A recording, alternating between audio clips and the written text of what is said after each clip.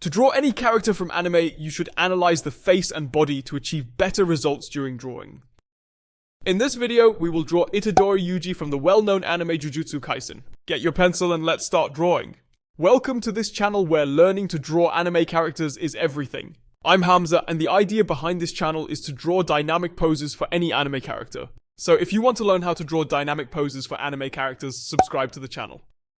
Now, I will remain silent and allow you to observe the drawing process only. If you appreciate the presentation style, I'm honored. If you have any objections or prefer me to provide commentary during the video, please feel free to let me know. Note, I apologize for any shortcomings in the video quality.